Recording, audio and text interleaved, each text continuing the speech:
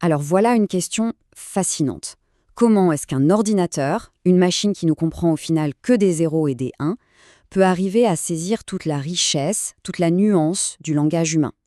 C'est un des plus gros défis de l'intelligence artificielle, et aujourd'hui, on va explorer une solution qui est à la fois élégante et vraiment puissante. Le défi, il est immense, vraiment. Pensez juste à la différence entre le mot maison et le mot foyer.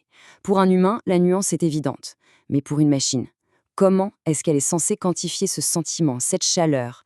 C'est justement ce casse-tête qu'on va essayer de dénouer. Alors la question c'est comment une machine peut-elle s'y prendre? Comment elle fait pour déchiffrer tous ces liens subtils? Eh bien la réponse, elle est plutôt surprenante. Ça se passe avec des maths. Jetez un œil à cette équation. À première vue, ça a l'air d'une énigme, pas vrai? Et pourtant, c'est un calcul qu'un ordinateur peut réellement faire. Alors, roi moins homme plus femme, ça donne quoi au juste? Et la réponse, c'est reine. C'est ça qui est incroyable. La machine n'a pas cherché dans un dictionnaire, elle n'a pas suivi de règles de grammaire, non. Elle a trouvé la solution par un simple calcul, en comprenant la géométrie en quelque sorte, des relations entre les mots. Et voilà, on arrive au cœur du problème. Comment est-ce qu'on passe de concepts aussi abstraits que la royauté ou le genre à des nombres bien concrets? C'est tout le secret qu'on va percer ensemble. En fait, la solution, c'est de créer une espèce de carte géographique du langage.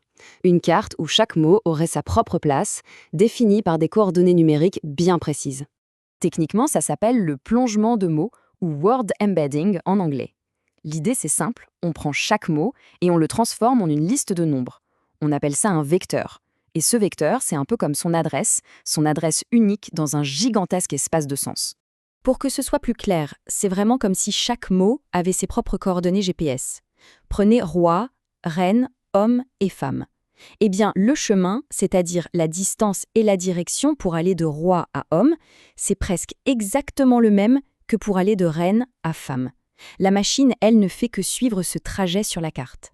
Ok, maintenant parlons de l'outil qui rend tout ça possible et à très grande échelle. Il s'appelle GloVe. Et croyez-moi, c'est un vrai poids lourd dans le domaine. GloVe, ça veut dire Global Vectors for Word Representation. C'est un algorithme qui a été développé à Stanford, et son super pouvoir, si on veut, c'est qu'il a déjà été entraîné sur des milliards et des milliards de mots.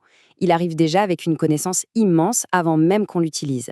Et c'est là toute la différence. Normalement, avec l'approche classique, on part de zéro. On entraîne un modèle avec nos propres données, qui sont souvent limitées.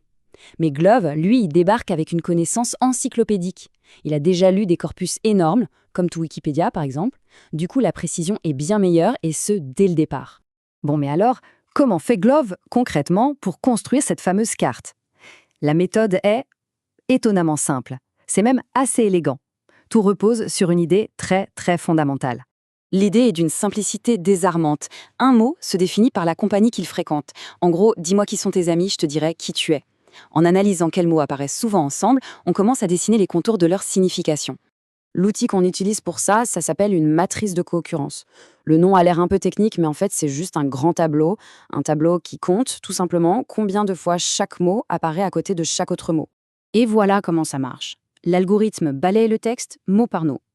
Pour chaque mot, il regarde ses voisins immédiats dans ce qu'on appelle une fenêtre, par exemple les 2 mots avant et les 2 mots après. Et puis, il compte. C'est tout. Il compte juste combien de fois il voit tel ou tel voisin. Et il répète cette opération des milliards de fois.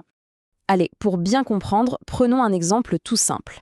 La phrase « Roses are red, sky is blue ». Et voilà ce que ça donne, une matrice. Regardez bien, c'est intéressant. On voit tout de suite 2 groupes se former, n'est-ce pas? D'un côté, rosé, are, red, ils sont toujours ensemble. De l'autre, sky is blue.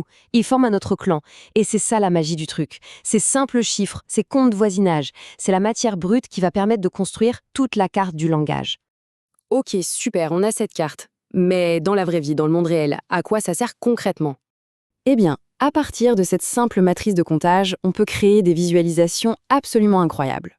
Des cartes où les mots qui ont des sens proches se regroupent, naturellement. C'est un peu comme si on mettait des lunettes spéciales et qu'on voyait pour la première fois la structure cachée du langage. Et là, on boucle la boucle. On revient à notre énigme du début. Parce que cette carte, elle ne fait pas que placer les mots. Elle préserve les relations entre eux. Le trajet, le vecteur pour aller de homme à femme est mathématiquement identique à celui pour aller de roi à reine. Et voilà comment la machine a trouvé la réponse. Elle a juste suivi ce chemin sur la carte. Et les applications, elles sont partout. Ça sert à rendre les moteurs de recherche bien plus pertinents, à faire de l'analyse de sentiments, savoir si un commentaire est positif ou négatif par exemple, à trouver des mots qui veulent dire la même chose, et bien sûr à résoudre des analogies comme celles qu'on a vues. Mais ce qui est peut-être le plus fou, c'est que ce principe est universel. Ça ne marche pas qu'en anglais, loin de là. Regardez ce chiffre. 1 538 616. C'est le nombre de mots dans un des modèles GLOVE pour la langue arabe, un modèle accessible à tous. C'est la preuve que cette même technique, elle marche pour cartographier le sens dans des langues qui sont structurellement très très différentes partout dans le monde. Et ça nous laisse avec une question assez vertigineuse finalement. Si une machine peut se balader sur cette carte du langage avec une telle précision mathématique, est-ce que ça veut dire qu'elle commence à comprendre ou est-ce qu'on assiste simplement à l'émergence d'une forme d'intelligence qui est totalement différente de la nôtre? La question reste ouverte et la réflexion ne fait que commencer.